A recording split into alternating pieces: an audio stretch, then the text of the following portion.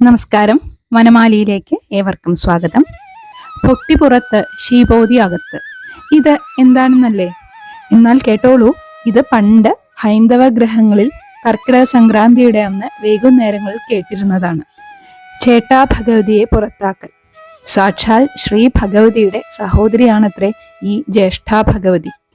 ഈ ജ്യേഷ്ഠാ ഭഗവതിയാണ് പിന്നീട് ലോപിച്ച് ചേട്ടാ ഭഗവതിയായി തീർന്നത്. അശ്രീകരമായി കാണുന്നതിനെ പോലും ഭഗവതിയായാണ് സങ്കല്പിച്ചിരിക്കുന്നത് എന്നത് നിങ്ങൾ ശ്രദ്ധിച്ചുവോ? എന്തായാലും മിഥുനമാസത്തിലെ അവസാനത്തെ ദിവസം വളരെ പ്രാധാന്യത്തോടുകൂടി നടത്തി വരുന്ന ഒരു ചടങ്ങ് തന്നെയായിരുന്നു ഈ ചേട്ടാ ഭഗവതിയെ പുറത്താക്കൽ. പൊട്ടിയെ കളയുക എന്നും ഇതിന് പറയാറുണ്ട് കേട്ടോ.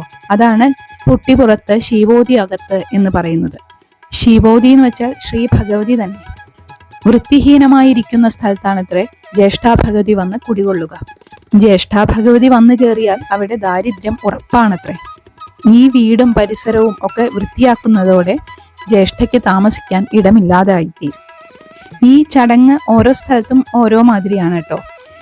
പഴയ മുറത്തില് കുറ്റിച്ചൂല്, പഴയ എന്തെങ്കിലും തുണി, പിന്നെ അടിച്ചുവാരി കൂട്ടിയ മാലിന്യം, പല നിറത്തിൽ ഉരുട്ടിയെടുത്ത ചോറുരുളകൾ, അതിലെല്ലാം തിരികൾ കത്തിച്ചു വെച്ചിട്ടുണ്ടായിരിക്കും.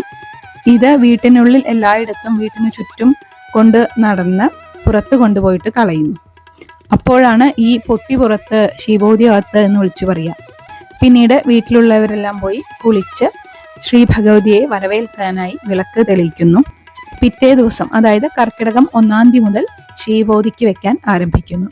ശ്രീ ഭഗവതിക്ക് വെക്കുക എന്നുള്ളത് ചുരുങ്ങിയിട്ടാണ് കേട്ടോ ശീബോധിക്ക് വെക്കലായി മാറിയത്. അതുപോലെ ചില സ്ഥലങ്ങളിൽ കലിയേന് കൊടുക്കുക എന്നൊരു ചടങ്ങ് കൂടിയുണ്ട്. അതിലും ചോറ് പല നിറത്തിലുള്ള ഉരുളകളാക്കി വെച്ച് തിരി തെളിയിച്ച് പ്ലാവിൻ ചുവട്ടിൽ കൊണ്ടുപോയി വെക്കുകയാണത്രേ പതിവ്. കർക്കിടക മാസം മുഴുവൻ വീട്ടിലുള്ള സ്ത്രീകൾ രാവിലെ കുളിച്ച് ശുദ്ധിയായി ശീബോധിക്ക് വെക്കാറാണ് പതിവ്. കത്തിച്ചു വെച്ച നിലവിളക്കിനു മുന്നിൽ ഒരു പലകയിൽ അഷ്ടമംഗല്യവും വെള്ളം നിറച്ച കിണ്ടിയുമാണ് വെക്കുന്നത്.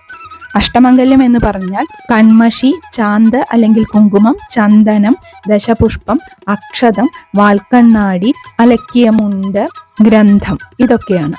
പണ്ട് ഇതെല്ലാം മച്ചിനകത്തായിരുന്നു അത്രേ വെച്ചിരുന്നത്. ഇപ്പോൾ അത് പൂജാമുറിയിലേക്ക് മാറിയിട്ടുണ്ട്. ആരോഗ്യപരമായ ചില വശങ്ങൾ കൂടി ഈ ചടങ്ങുകൾക്ക് പിന്നിലുണ്ട്. തകർത്തു മഴ പെയ്യുന്ന ഈ കർക്കിടകത്തിൽ പകർച്ചവ്യാധികളും മറ്റു രോഗങ്ങളും വരാതിരിക്കാനാണ് പരിസര ശുചീകരണവും ഔഷധക്കഞ്ഞി പോലുള്ള ഭക്ഷണത്തിലെ മാറ്റവും പഴമക്കാർ നിർദ്ദേശിച്ചിരിക്കുന്നു. രാമായണം പോലുള്ള ഗ്രന്ഥപാരായണം മാനസികാരോഗ്യത്തിന്. ദുർഘടമായ കർക്കിടകത്തെ മറികടക്കാൻ എത്ര ഭംഗിയായിട്ടാണല്ലേ പണ്ടുള്ളവർ നമുക്ക് ഓരോ ആചാരങ്ങൾ പകർന്നു നൽകിയിരിക്കുന്നത്.